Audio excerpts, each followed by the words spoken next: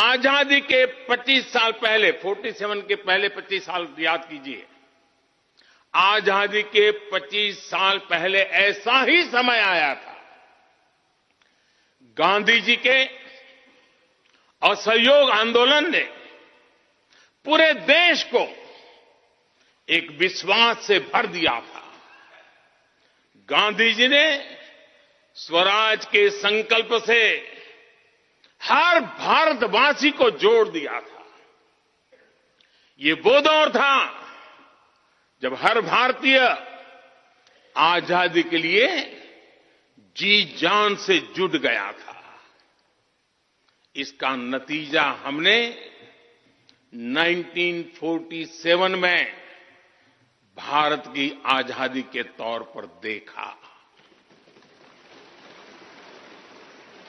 आजादी का ये अमृतकाल भी भारत के इतिहास का ऐसा ही पड़ाव है। आज से 25 साल बाद भारत अपनी आजादी के 100 वर्ष पूरे करेगा। हमारे पास भी 25 वर्ष का अमृत कालखंड है। इन 25 वर्षों में हमें मिलकर भारत को विकसित राष्ट्र बनाना है।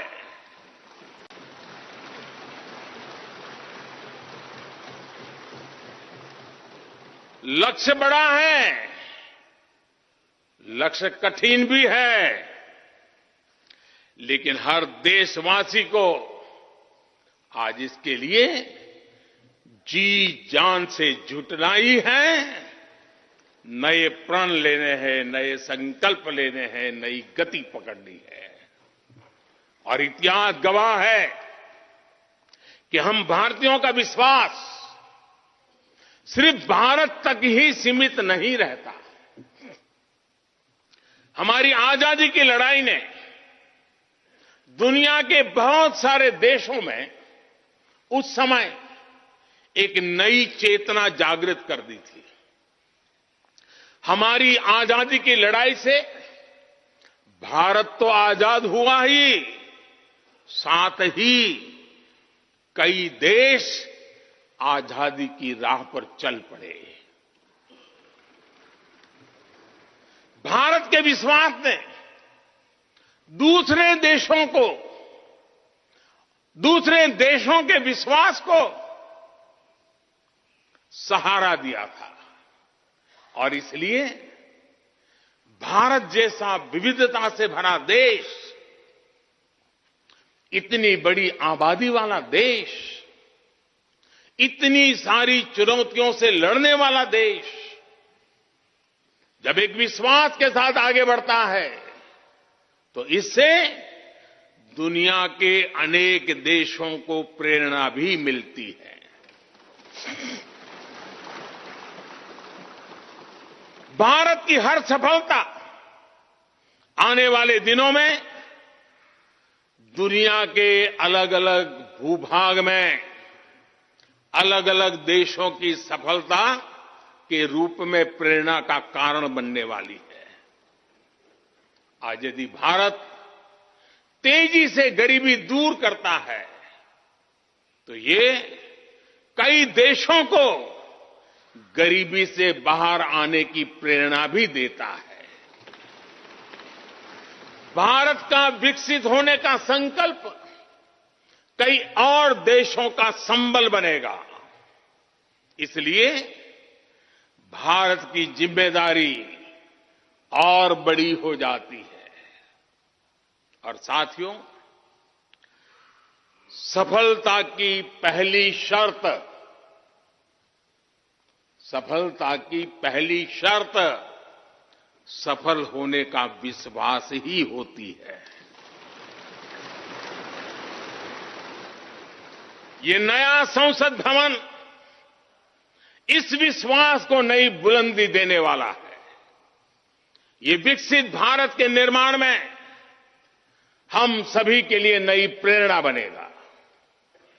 ये संसद भवन हर भारतीय के कर्तव्य भाव को जागृत करेगा।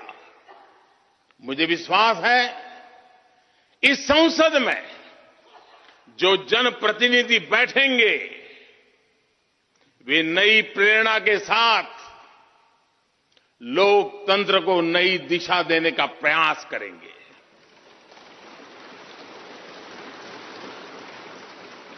हमें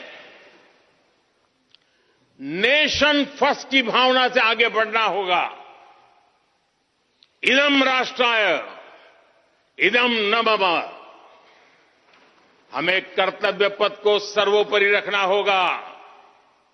कर्तव्यमेव कर्तव्यम अकर्तव्यम न कर्तव्यम। हमें अपने व्यवहार से उदाहरण प्रस्तुत करना होगा।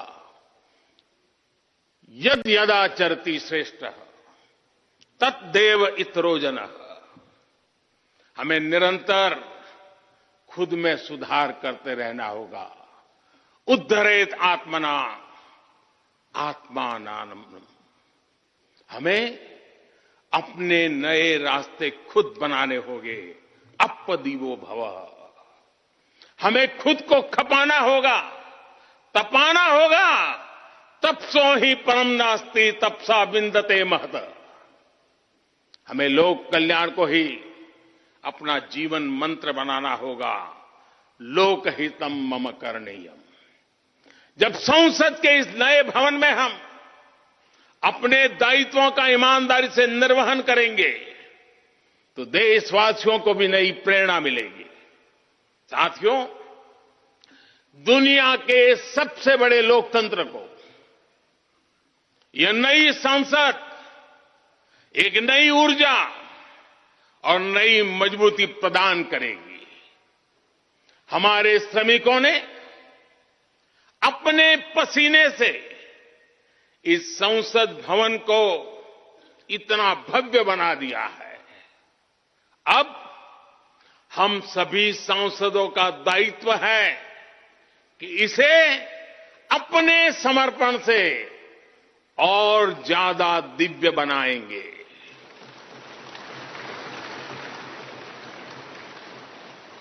एक राष्ट्र के रूप में हम सभी 140 करोड़ भारतीयों का संकल्प ही इस नई संसद की प्राण प्रतिष्ठा है।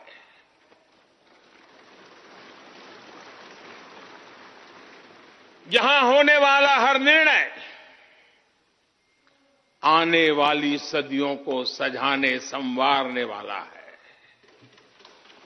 यहां होने वाला हर निर्णय आने वाली पीढ़ियों को सशक्त करने वाला होगा।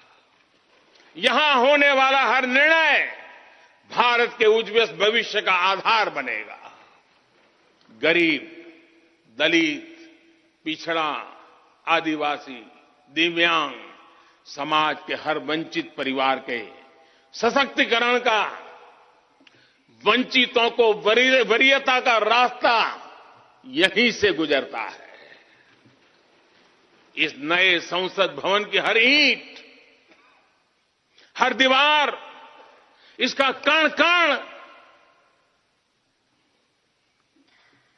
गरीब के कल्याण के लिए समर्पित है।